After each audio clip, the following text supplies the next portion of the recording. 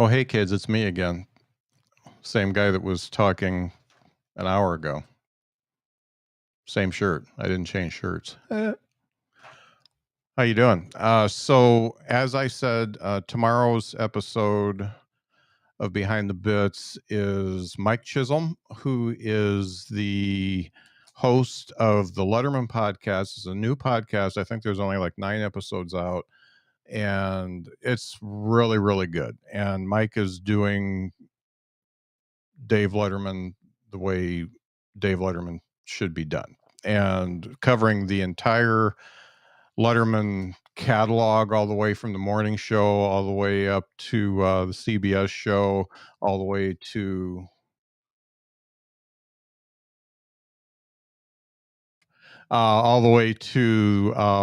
the stuff he's doing on Netflix. And it's really, really good. Just look up the Letterman Show on your podcast app and give it a listen. And it will also be in the show notes when it comes out tomorrow. I'm really stoked to talk to Tyson Cox today. He is a Hoosier, and as you know, I'm a former Hoosier, and I've been admiring his comedy from afar for a while, and I'm stoked to have him on. So I'm just going to bring him on right now. All right, and it's Tyson. Hey, hello, Tyson. How are you? I'm good. I'm a transplant Hoosier. I'm not here originally. I don't even know what a Hoosier really is besides basketball. Okay, cool. Where did you come from?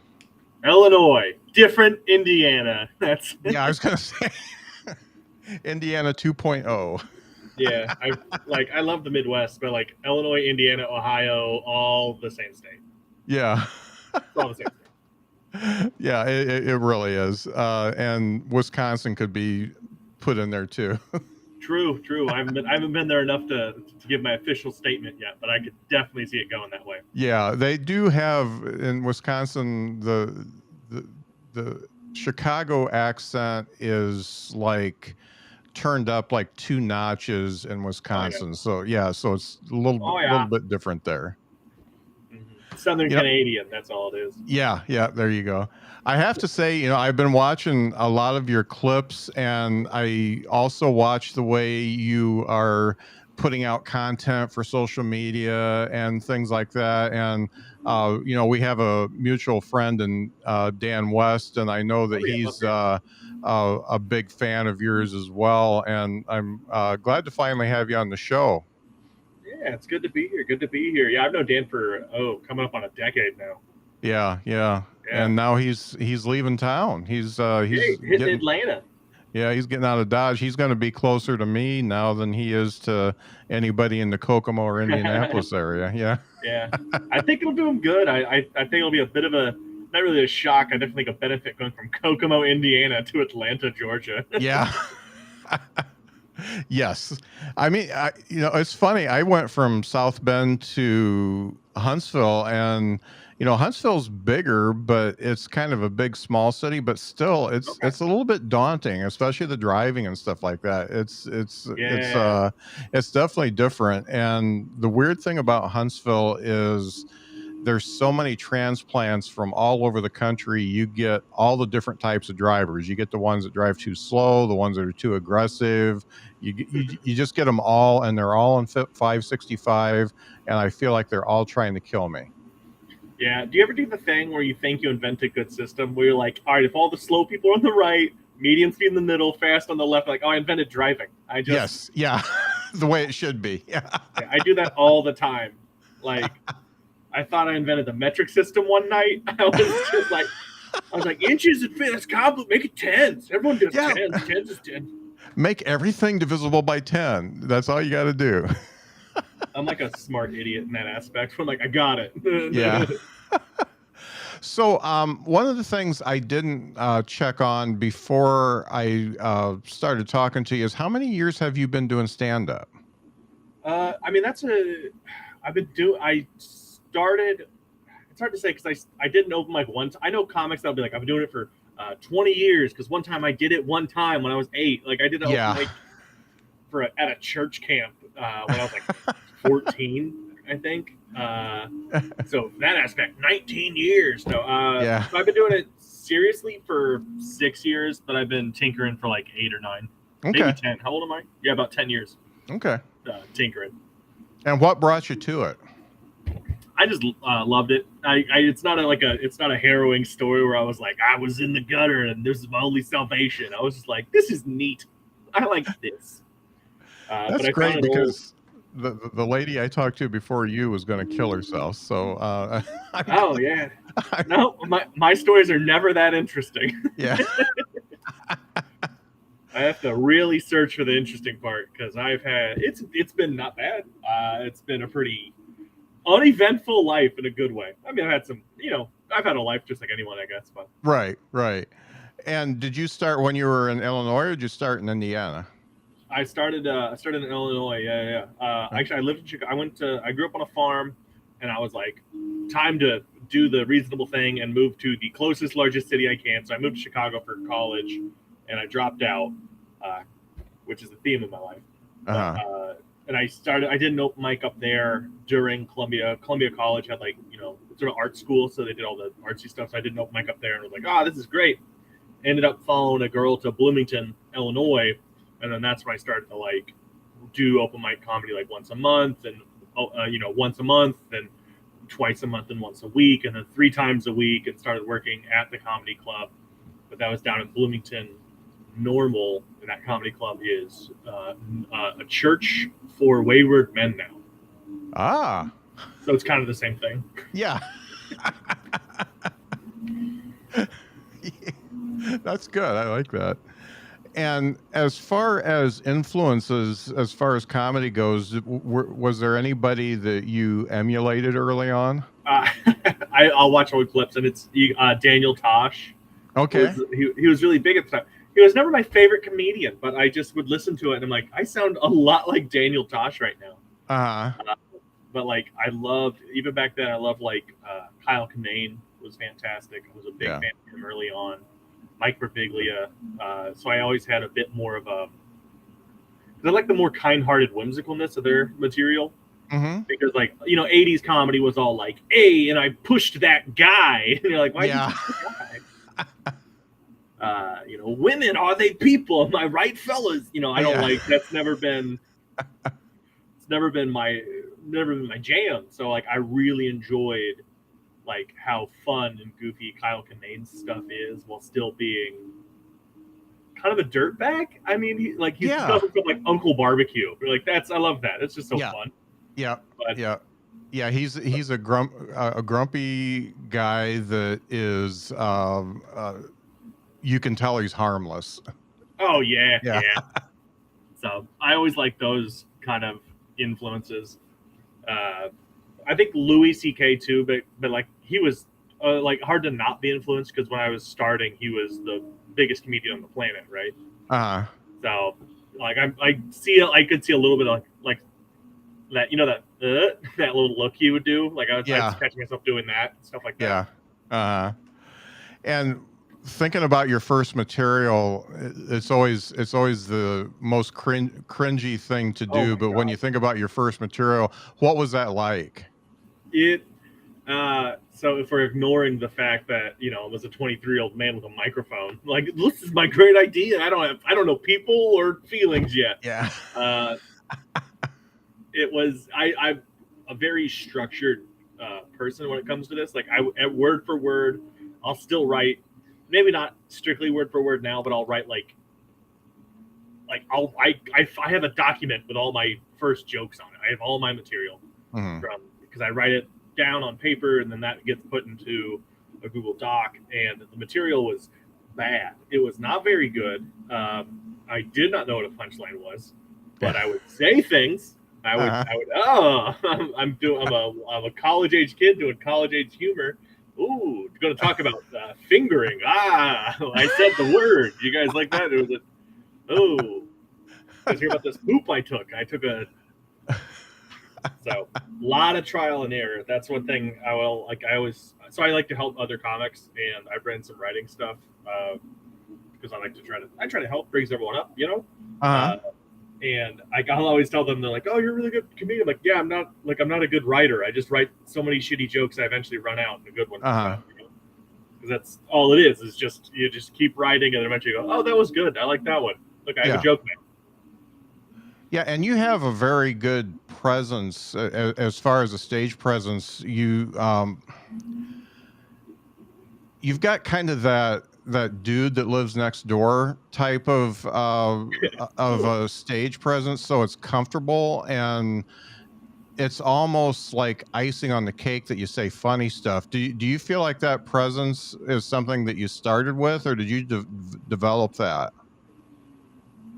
I think I started with a little bit. Like people would always say like you get a lot of those like half compliments where like you're very likable. Like Uh-huh. that means they didn't think I was funny at all. But like likable is super important. It's harder. I think it's harder to teach than writing a joke. But I've always had a bit of that. But I've been made sure to pay attention to it because like when I was writing my first 6 years of writing, I always had a slogan. It was just big, dumb, fun. I'm not trying to take on any topics. I'm not trying to solve any problems. I just want you to. It's going to be kind of big. It's going to be kind of dumb. And it's going to just be a fun time, you know. So I think that kind of hand in hand leads into it, where I am working on the persona. I mean, it is just me. It's just like what I would like to. It's like I don't know. It's what I'd like to be. It's what I'd like to present. But I really am just kind of that guy in general. So both. Like I make sure to focus on it, and I make sure to actually be it in my everyday life. Right. It seems like everybody that once you're in it for, it seems like the 3-year mark, and it happened for me too, where you look back at everything you've done and it's just absolute shit, and you hate all of it, and you have this epiphany that I need to get better. Did that happen to you? Every day. It happens every. I'm still waiting to write a good joke. Oh man, you got No, good jokes. I know. So I did the album, and the album is from jokes. I think it's like year three or four to last year or so. Like so, whatever that window would be, and it was because everything before that, I'm like, this is unusable. None of this is good at all. But I think it's that necessary evil of when you're first starting, you need to write everything you can. You write, you perform, you write, you perform. You're so excited. You're just like, and you're not really good yet. You're not really writing like a set. You're just writing jokes, and you're just grabbing at whatever works. And so eventually, you've got all these things that you've just kind of cobbled together, and you're like, oh, I can do 5, I can do 10, I can do 15, maybe even like 20, and then you are working, and you realize how to kind of do things, and you realize how to like make a cohesive set and a story, your pacing and stuff, and you look back and you go, oh shit, this is none of that. And so that's where like that break comes in, where all of a sudden you're starting to work on big chunks. You know what I mean? You're starting to work on stories. You're starting to have a bit of a journey and like actually being a person on stage. So I think that's where that break comes in, is you're learning how to be a person. Yeah. Did you have any jokes that that just keep coming back from your early days that people remember, and for some reason they remember that joke and you absolutely hate it? No, I'm very unmemorable, so that's Okay. pretty. No, I had. I mean, I have some jokes that people will be like, "Hey, I really like that joke."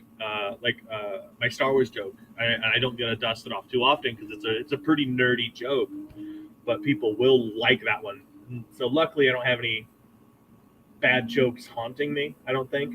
But I do have some people they'll be like, "I love your Star Wars joke." Like, are you going to tell that tonight? And I'm like, I'm in a redneck bar in Kentucky. Probably not, honestly.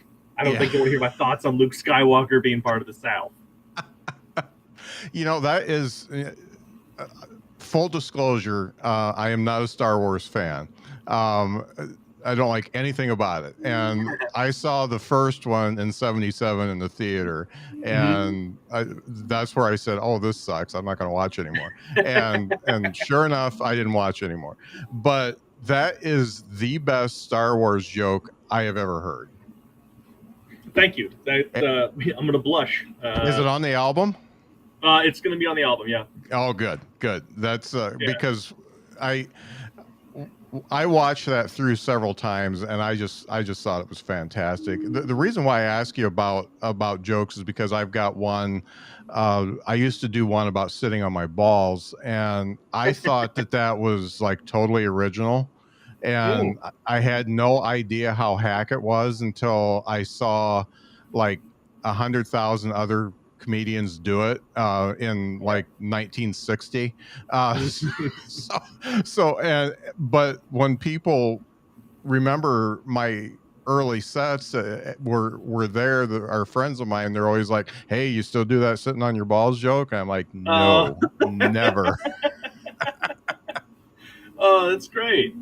But it's I it's one of those weird arguments where like they like hack is only hack because it's worked too much. I Yeah, think it's kind yeah, of what it is. Like, but it's parallel thought. Like with my Star Wars joke, I put it up on TikTok, and because that's what you have to do as a comic now, is be on TikTok.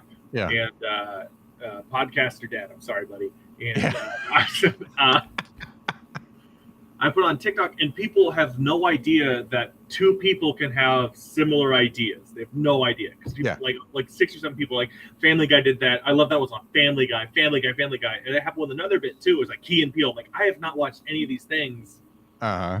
Two people can have an idea, So like the sitting on the ball stuff, it's funny. It's hack because it works, Yeah, yeah, yeah, and yeah, but it's still not coming back. So No, yeah. It's I think it's okay to put that one to bed. yeah, yeah, yeah. It's definitely in the archives now. So thinking about doing the album, because when that's always a big decision because there's a lot of work to it and you have to do a lot of preparation. Can you tell me, like, from first of all, why you decided to do it, and from there what you had to put in place to get the album done, get it Yeah. recorded, I should say? Yeah. So I guess I'll step by step it. I decided to do it because I had written all these jokes these last 4 years, and I kept writing. I love writing jokes, so I'll keep writing. I kept writing new jokes and new bits, and I would go, "Oh, I need to work on these," but then I really don't want to disappoint the crowd on the show I'm at, and so like I just will be like, "Oh, I'll get to those," and I'll just keep. And I kept doing the same 30, 45 minutes, kept just doing the same 30, kept doing the same 45. And I was like, I need to get like these jokes are okay. I know these jokes will be so much better because I'm better Hmm. now. So I was like, I gotta work on it, and I couldn't bring myself to like. I was being a coward. I was copping out by going, oh, I'll just keep doing these good ones. I'll just get the good ones. And I Hmm. never really pushed myself. So I was like, all right, I got to record an album because they weren't. They weren't. I wasn't having fun doing them. You know what I mean?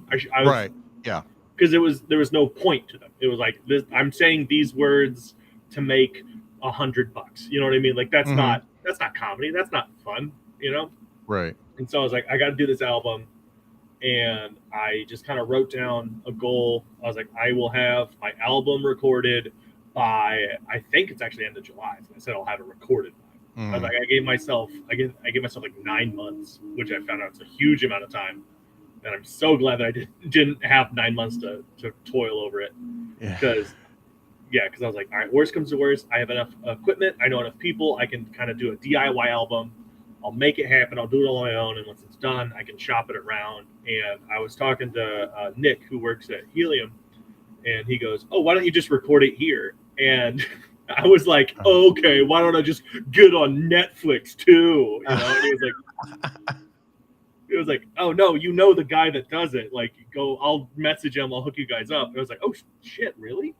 And Hmm. so he just hooked me up with the Helium Records guys, and they're making they're doing a bunch of albums right now, and it just became very advantageous when the guy gave me the date. It was 3 months, 2.5, 3 months out, Hmm. which was perfect because I was gone all of January doing the material, so I had that time to really pound out all the jokes, kind of get some of the air out of it. And if I had 9 months to do that, all the jokes would be so overdone and like there'd be no fun and it would just been hammered out and just bad because they would have been overworked, you know. Yeah.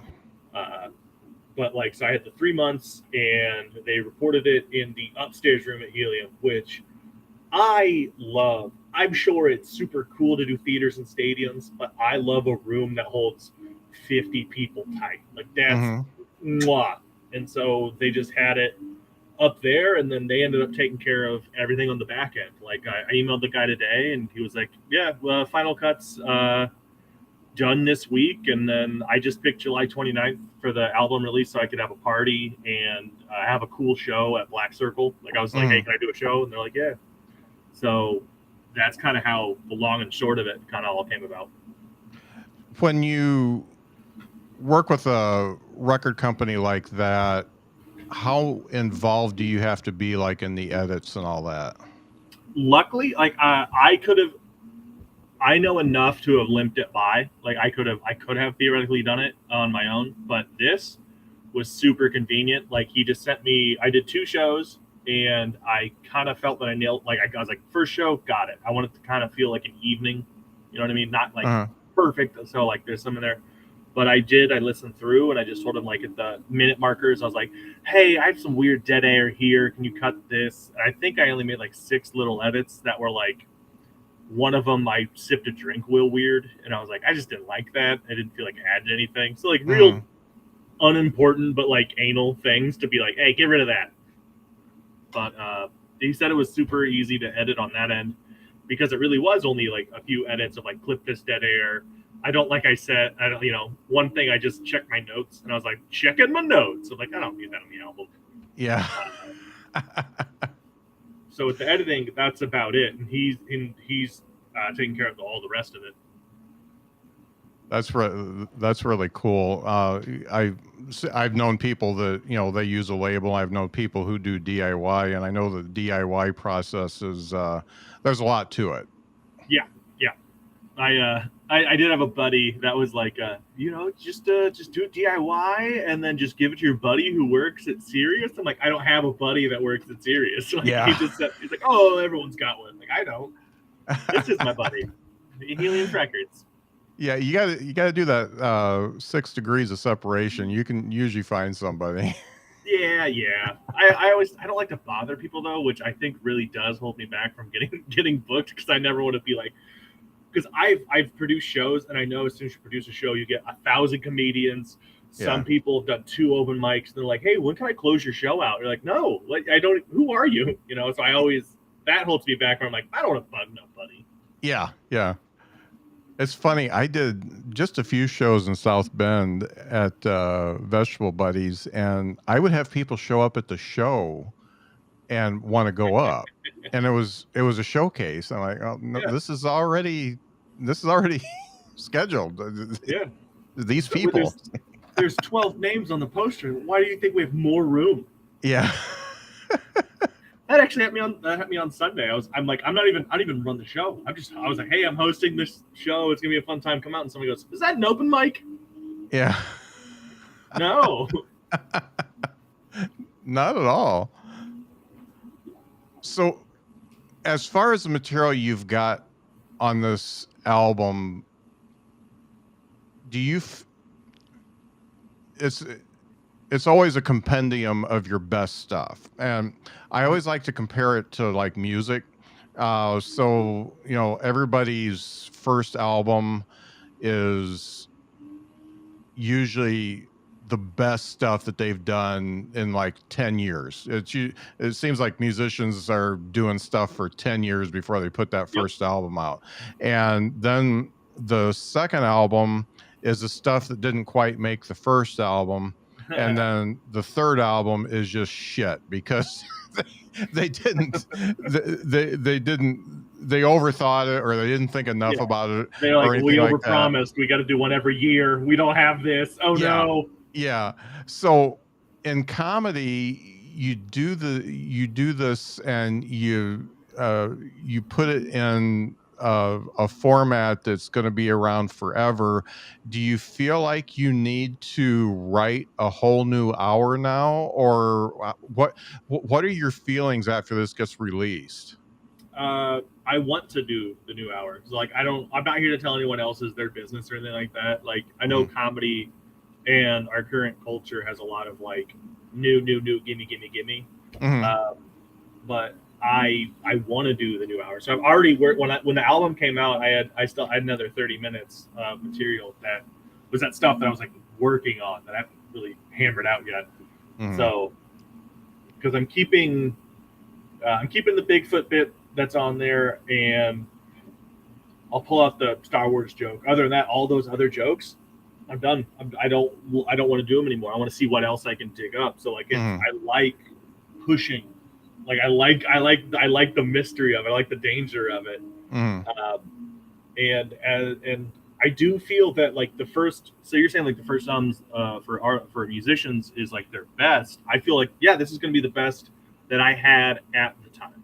And I think now I've made better friends that help me, that I can run material by and help me punch jokes up. I have better shows that I can be on, so I'm not just yelling about wieners in a dive bar to get reactions, so I don't have to like force and build all these like jokes I don't necessarily really want to do. Cause there's some jokes that are they're not. I like all the jokes on the album, but I just know that I could do them better, and I know that subject matter wise, I don't need to talk about this stuff anymore because I have some stuff like I'm single, I'm married now, I don't need to do those jokes anymore. So I think as a compendium, it is the best what I could do then. But I think the next album, I hopefully will be the best what I can do now, and hopefully that'll be better than the first one. Because I've written my 10-year plan, which really is 5 years and then a lot of empty years. So it's, I think it's new car year 10, but but I think the end of the 5th year is record a 3rd album. So it's like basically 2 years between, which feels more sustainable than a new one every year or a new one every 6 months like Carlin did. Right. Yeah. So. And when you write goals out like that, that's interesting because a lot of folks don't, and I'm in business in real life, and I've always written goals for myself. When you write goals like that, how do you hold yourself accountable for reaching those goals? It varies on what the goals are, but like I only recently started writing them out, and I found it immensely helpful. And it's not like I'm not like The Secret. I'm giving the universe the keys through this pen on the paper. Ooh, no, it's. I think it's keeping things in your subconscious and keeping things in your forefront of your mind. And I'll write dates down. Like I'll be like, I have a new album.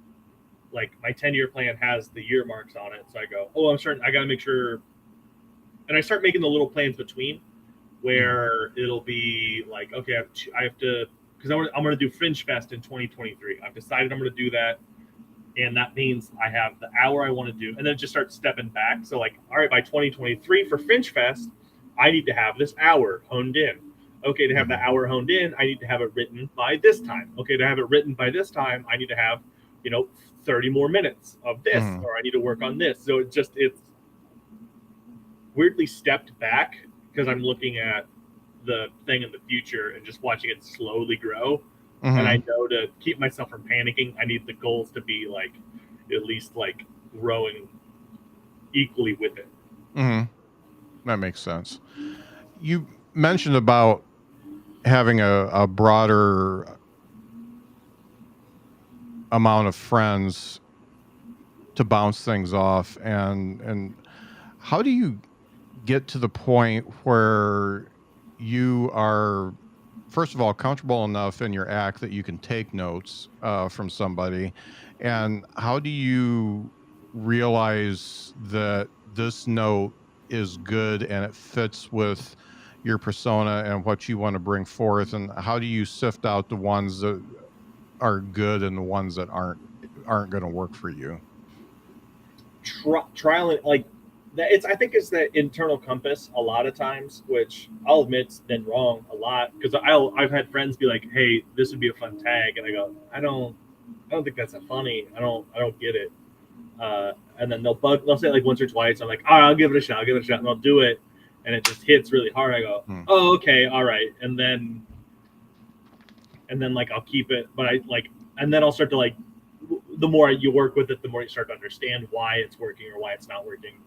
And I think taking notes is fine. I know some comics are like, I have to write every single word. If someone helps me at all, the whole joke's, you know what I mean? The whole thing's dead to me, which I'd rather have a good time, put on a good show and do well than have every single word I wrote be mine. You know what I mean? Like, I'd rather have a good time and a good show, and it's my buddies. Like, if it's usually it's usually my friend that gives me advice. A comic that I like gives me some advice, and so I don't feel bad at all using it. If anything, it's, we're both like, he gets to watch it and go, I wrote that, and I've done the same.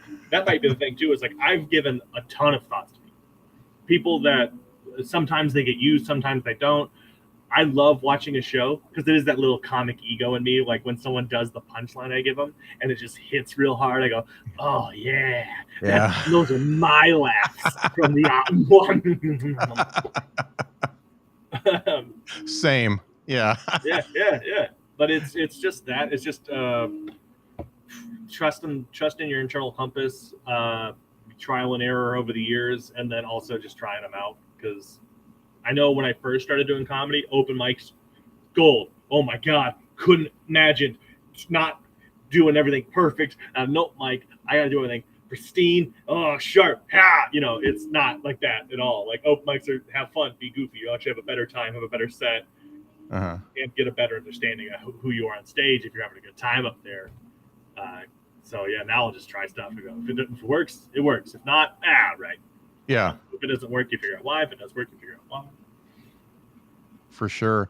You mentioned that when you started, you just wrote every single word out. How has that changed? When you have a joke and you've got a premise and you've got something that you think would be a good punch, what do you do? Do you just go up on stage with that and work it out, or do you write it all out still, or what's your process?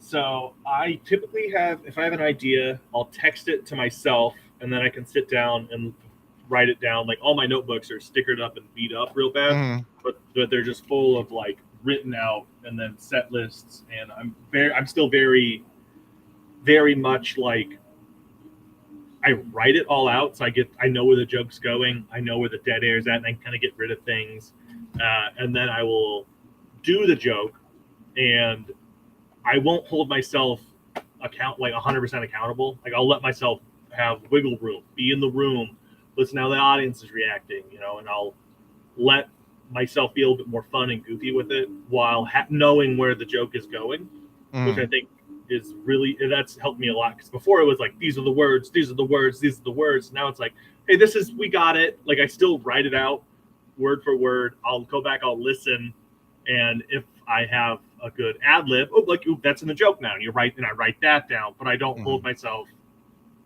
strictly accountable every single time for every single word. So it is just, playing around. I'm starting to play a bit more, trying to have a goofy, fun time. And that's really important, because at what point, so I know in the little that I've done, that I know that when I first got up there, I was very rigid, and I needed to make sure every word came out the way I wrote it, and it keeps you from being in the moment. When did you realize that you weren't in the moment and you needed to get in the moment in order to be a better comic? It was probably honestly like 2 or 3 years ago. Like, it was just because I was working with my buddy on some jokes or whatnot, and we're just talking, and something he said, he was like, "You're not being you up there," and And I was like, what do you mean? These are all my thoughts. He goes, yeah. Those are your thoughts. You feel very written, is what he said to me. And then I was like, oh, I didn't know to look for that. You know what I mean? Like, I didn't know. So then I started, and then it was a very slow, and I'm sure that wasn't even like an epiphany moment. That's just the one that I remember for being the catalyst. But then after that, it was a slow weaning off, because I never brought the full, like, note, everything typed out, but I would have the notebook written out. Then I would have a note card. Let's see if I can find a little, like a note card, and I would have just all the jokes in order. But not only that, I would have sub notes for punchlines. Yeah. So it would be chunk and then punch, yeah. joke, punch. Like, now it's just, hey, here's the thing to talk about. Go for it. And so that's how I weaned off. But it was like, honestly, only 3 years ago. Yeah, it does. It's amazing the difference being on stage when you're really in the moment and you're feeding off the energy of the audience and stuff like that, versus it just feels like it's almost like doing Zoom comedy or something like that when you're when you're up there trying to just say the words. And it's a really big difference. And the other thing is, I don't know if you experience this or not, it's real, like you said, it's gradual, because you find yourself going right back to it, because that's kind of your comfort zone, is just saying the words, and then you have to really force yourself to get out of that.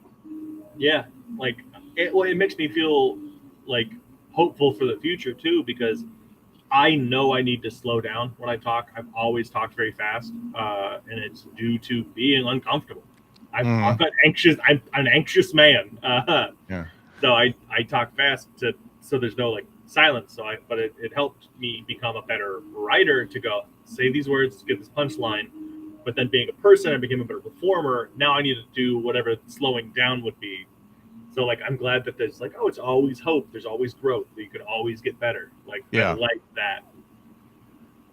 What's the difference for you, featuring versus headlining? Oh, about 15 minutes. No, honestly, feature, like, when I first started featuring, I was so scared, because it's like, it's a new thing, right? Yeah. But I quickly realized that featuring is the easiest spot in the world. It is so fun. For like the amount of effort to reward is, like, it's a play date. You just get up there, like, oh, I'm doing what, 20? Only 20? Okay. And you get out there, you goof, you're like, oh, 10 minutes is done. I'm just gonna say 4 jokes, then leave. It's the easiest thing. But just then moving to headlining, and still, like, I remember the first time I headlined, my buddy David Brooks, he was there, and it was a bad show. Like, obviously first time headliner, but it was a bad show because there was a snowstorm in the middle, like, it was just all these things. So there's 6 people who have no idea who I am. And at one point during the set, I just look up at David, I go, I'm not having a breakdown. I'm not. And then I moved on. It was unrelated. I was talking about, like, cats or something, and I just, like, I'm not having a breakdown. You are. Whoa, but it gets easier. It gets easier and easier, because the more you do it, it becomes easier. But it's also new challenges, like check drop. That's no one. You're never really prepared for that, to be having like, oh man, I've been up here for 30 minutes. I've done all this stuff. This is good. I got about 15 more to go, and no one's listening. No one's listening to me. Yeah. And you have to realize, like, oh, they're doing math. Yeah. They're realizing they bought too many drinks and are now drunk and now poor. But luckily, I've picked the brains of comics who've been doing longer, better comics than me, and they're like, oh yeah, they're gonna dip out, so just either talk to them or, like, just do some material and just be fine, be happy, confident with the material. But then, like, you're gonna have to ring them all back, and now that's a new thing I have to start working on, which I love. Again, I love the growth. I love the challenge of it all. So it is. I'm still getting better at headlining. I do it more now than I ever have, so that's a good sign. But I think that's the main difference is you get really comfortable with how easy it is doing feature work, and then how, because you're up there for 45 minutes. Like that extra 15 minutes is you can't just go like like, you know, punch. You have to like really like, you know, hit them real hard and then calm them down and then bring them back up, and then it has to be a much more of a interesting journey because you are there for so much more time. Right. When you're featuring and you feel okay, say you're featuring for somebody that is a totally different type of comedian than you, and just, you know, just completely opposite, and you got thrown into the featuring act. Do you feel any extra pressure to try to get the audience ready for that type of headliner? Like, you know, say it's I don't know, who's controversial now. Say you're doing it for Ricky Gervais, and everybody's pissed off at him now. So what would you do? Well, I mean, if I'm featuring for Ricky Gervais, the people there aren't going to be mad at Ricky. They're going to be, they want to see him. They paid, I don't know, $45 a ticket. I'm going to do my act. I'm going to have a good time with it. I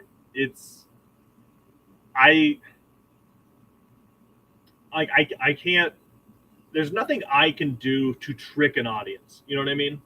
Like, I'm going to do my jokes about like nerdy and like being from a small town. I'm going to do my jokes. I'll talk to the audience, you know, I might do more crowd work if they're a rowdier crowd. It's really, I think it's more on the crowd versus like the act after.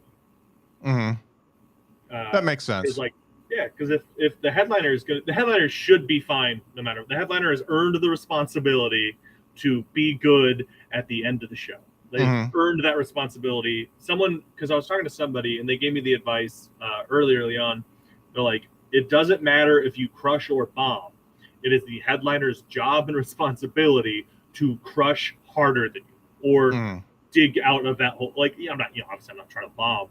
But like, say they just didn't feel me, the headliner should be good enough to come out and just get it right back on track. Because they're the ones that, have they're the headliner, right? Right. That's who they came to see. Yeah, that makes sense. They have the experience, Yeah. Your material is very, I want to say kind of very everyman with the nerdy stuff thrown in there. Are there, do you adjust for any different demographics that you run across at different clubs? Yeah. It's really, I found club work is usually pretty consistent, where bar shows, those are like, so I'll do like, I was in Tennessee at a real country bar, like, but I've also done like, I've done black rooms, I've done club work, I've done, red rooms. I've auctioned off 3 guns and a flamethrower. Like I'll do like, and I think you just get better from doing those things. And I do tailor material to it. Like I was at a winery last week, and they didn't want, like, I have this long joke about Shaquille O'Neal, how he used to catch child predators online, which will be on the next album. But it's 100%, it's a true thing. Shaq used to do that. They wouldn't give a shit about that. Like, so I was just being like, hey, who's horny? And they're like, we're all horny.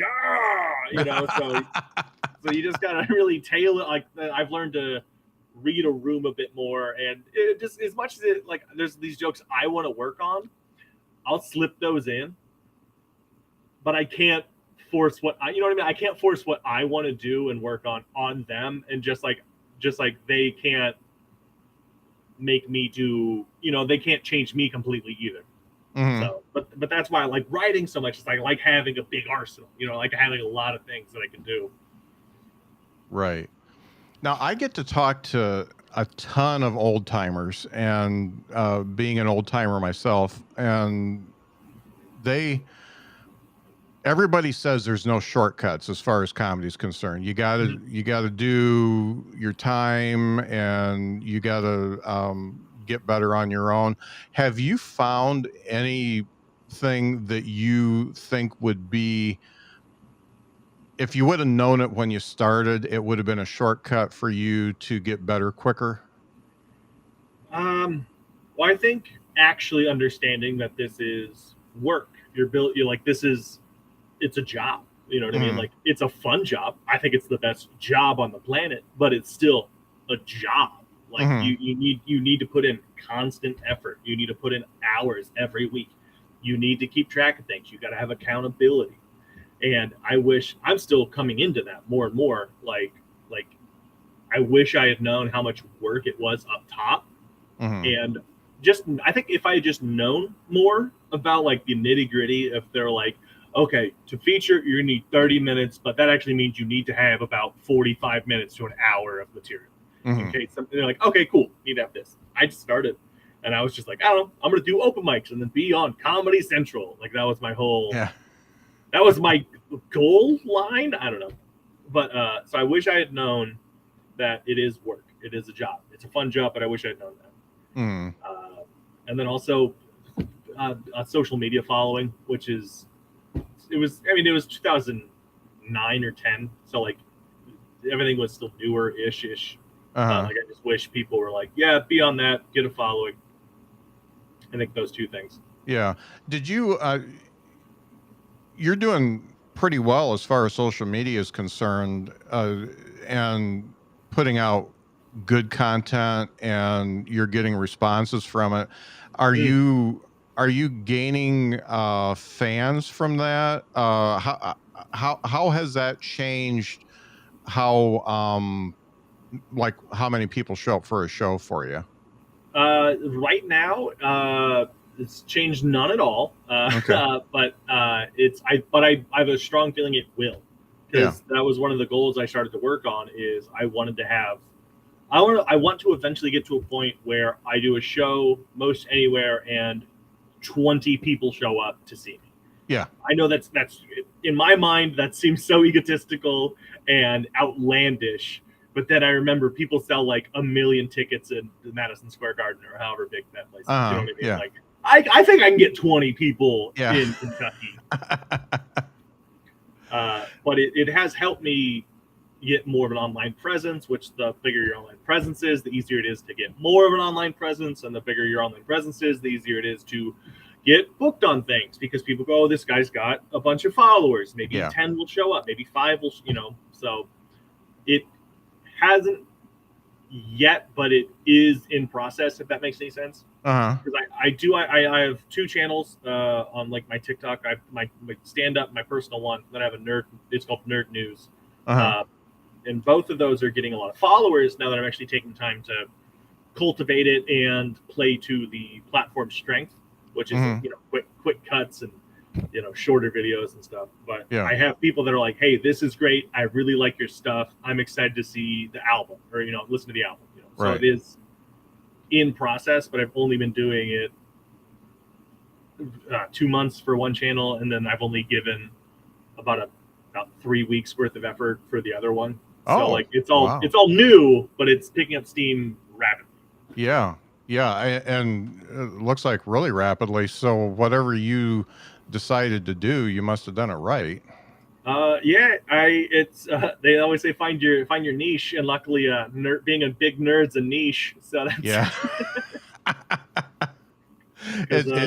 it definitely is. I mean, I wish that I could get into all that nerdy stuff, but it just doesn't work for me. And here's a secret: everyone's a nerd about something. We're all big nerds. Because some people like superheroes, some people love stand-up comedy, some people like cars and football. Yeah. I guess I got to find all the Twin Peaks nerds. If I can do that, then I'll send you some subreddits. I'm sure they're out there. Yeah. So when you're putting this stuff together and doing the TikTok videos and stuff like that, how much effort does it take to do like one 30-second video for you? So it depends. For the stand-up clip, I basically have my album recording, and I'm just releasing it for free because if you want to buy it, that's great. I'd love it, But if you just want to enjoy it, I'd rather have that. I'd rather have it out there. And it takes about like a 30-second clip for TikTok, which there's like theories out there, which is like they call them thought interrupters, which is like change of a scene, something moves, a picture changes, you know what I mean? Just to keep people engaged is every 2 seconds. Oh, wow. Yeah. You thought a laugh every 12 seconds was hard. So it's literally just chopping up videos and zooming them in for no reason and then back out. But I don't want it to look, weird. So I pay attention. So about a 30-second clip takes me probably about a half an hour, to be honest. Wow. Maybe a little bit more. And then the other thing I do has a green screen. So I have to end up like photoshopping. I Photoshop a lot of images. It's basically like monologue jokes, but for nerd stuff.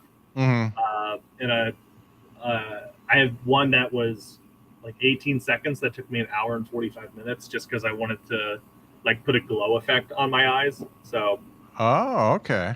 But others I can use a chop, picture, 15 minutes. Like some of them are, it's also just learning the program and getting the shortcuts down. Okay. Well, I'm going to steal from you then because I've done a few TikToks and but I've kind of, my Instagram following is the biggest by far of anything. And it's mostly because I post memes about how shitty my podcast is. And for some reason whatever works. Yeah, that works. So now I do reels and like I did, I think the last reel I did was, I always say I'm somebody else. I said, hi, I'm Ben Shapiro. And I like Behind the Bits and I'm an asshole, but you don't have to be an asshole to like Behind the Bits and go fuck yourself. So that it was like 15 seconds. And that one did pretty well, and I look at others that I think I put more work into and were better and they just suck. So I got to get some consistency. They say consistency is the most important thing. Like that's all the platforms really want is consistency. Yeah. But I have friends that they've put in like an hour and they get 100 views. But then one of my friends was like, oh yeah, I did this video. I really like this video. I thought it was super funny. I put a lot of work into it. It took me 2 hours to do. I had 50 views. And then there's another video where I'm just talking shit in my car and I post it because and there's 2 million. You're like, it makes no sense. It makes 0 sense. Oh, the things you have to do just to get your name out there these days is nuts. Yeah. Like I just want to tell jokes, but I've had to learn how to like Photoshop and edit videos and audio, and I'm glad to know more stuff, but man, I would really like it if I could just get in a car, Yeah. So based on your goal, your 10-year goal, what is your next year going to look like? This next year is going to, let me find that. I got it right here on my next year is going to be a lot of writing and performing to get ready for Edinburgh because I found out you can just do Fringe Fest, which I think is great. But so it's saving money. It's getting the new hour written, which will be a much more cohesive thing. I've already got like the kind of some good legwork on it. So that's and then I also love animation and filmmaking. So I've made some friends that have some equipment and like, so I'm going to be finishing I outsourced a joke to get animated. So that's going to be done here. So that's going to be knocked off the list. But then I'm going to start a pilot for a cartoon. And then I'm actually going to write and direct a B horror comedy out in Indianapolis. Oh, nice. So it's the first draft of the script the story's done. The first draft is almost done. And then that'll get redone and figured out, kind of like rewritten based on accessibility of how many zombie barnyard animals we can get, But I just love being like, and then I have, and then I'm gonna get a pilot done for an animated show and then Uh-huh. I might save up and then have someone animate that as just because I've learned you can just do stuff nowadays. It's completely Yeah. different from when I was a kid. Yeah. You can like if I write a thing down, I can find somebody that will. I'll save some money and maybe I'll have some people go in with me or whatever. But I'll be like, and I'll get it animated, and then I have 10-minute cartoon. I just have Uh-huh. that now, Yeah. so I'm just excited. I want to see more stuff that I want done to get done. Uh-huh. So that's my next year is get. It's a lot of getting pieces in places Uh-huh. while still getting closer to the Yeah. because the year after this is another album. I want to have that pilot finished written and that film finished filming. So like that's 2 years. So this is planting seeds and then sowing seeds. Right. That's very cool that you're getting into that stuff, because one of the things I notice in everybody that I've interviewed, the people who diversify and get into writing and like animation and putting films together and things like that, it always seems to make everything they do better. So the comedy gets better, and then everything else they do gets better along with Yeah, it. yeah. I think I think it helps you. Like the more you do, the more you have to work harder, and then eventually that thing gets done, and so you still have that big work ethic right there. I think is the Hmm. important thing. And learning never hurts. The more Yeah. you learn, it helps in every single other aspect. Right.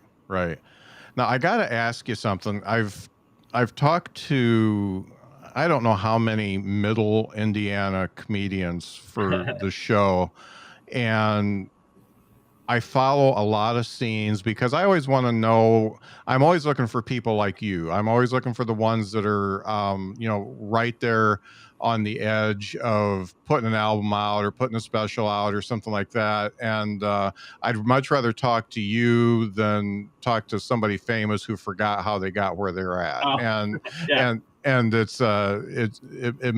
think it makes the podcast better. But one of the things that I've noticed about Indianapolis is there never seems to be any major drama in the whole middle Indiana scene. And uh, am I right on that? And if I am, how do you guys manage to get along?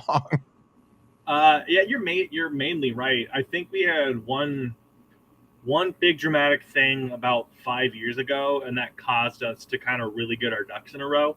Uh-huh. And like we don't really like the infighting because we like it doesn't really solve anything, and we like the because I was already doing comedy like 2 or 3 years by the time like 5 years ago in town, Uh-huh. and so like I remember seeing all the upper people kind of talking to people and be like, hey, we don't do this shit. We're a community. We work together. If you don't work together, that's fine. Just be quiet. Just don't be a Hmm. shithead.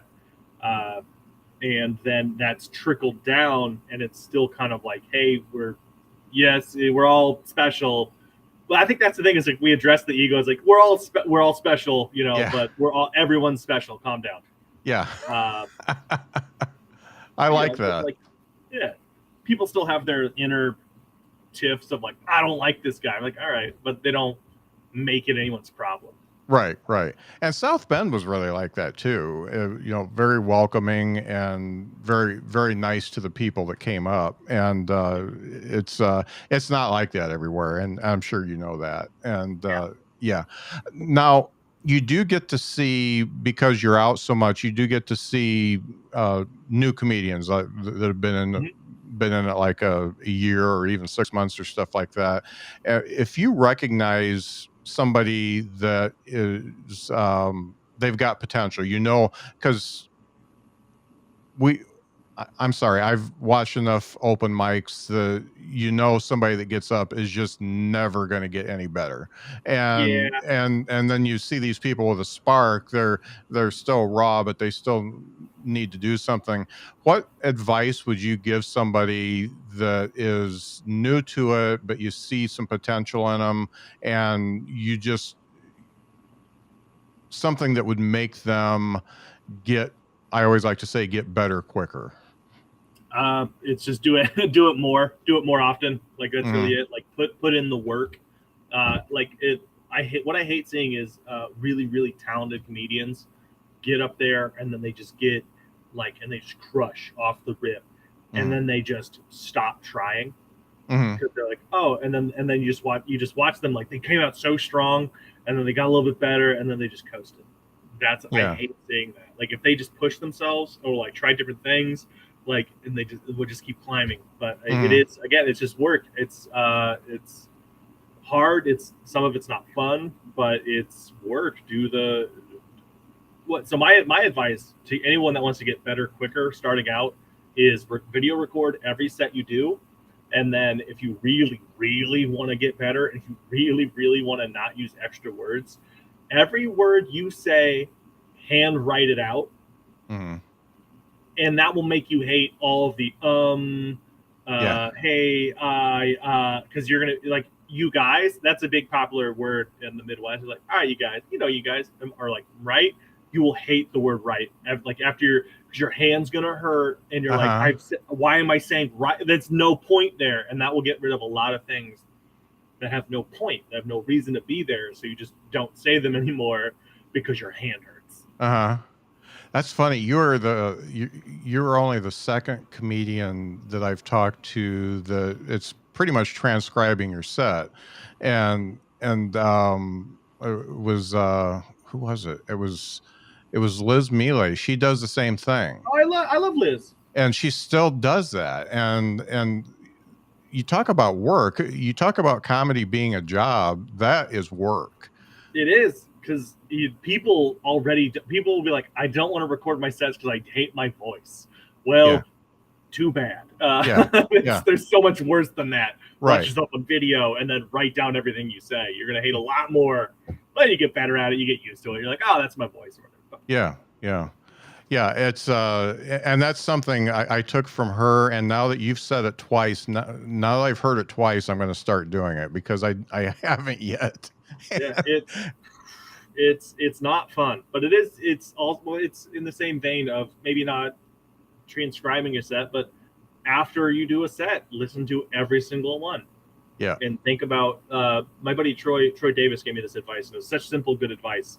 It was after each set, ask yourself, what did I like about that?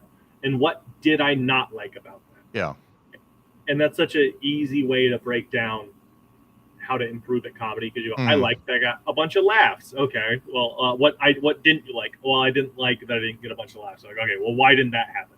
Okay, well, and then ask yourself the why, and then keep going back. And Right. Well, I tell you, Tyson, it was really great to get to know you better, and I love doing these deep dives and just watching your videos and stuff like that, because you've definitely got a unique persona on stage in being, kind of the country guy who's still a big nerd, and it's definitely working. And I'm gonna study your TikTok videos pretty closely because I need to steal some of those, not the ideas, but some of the production value, I'll say. I'm going to steal some of that from you.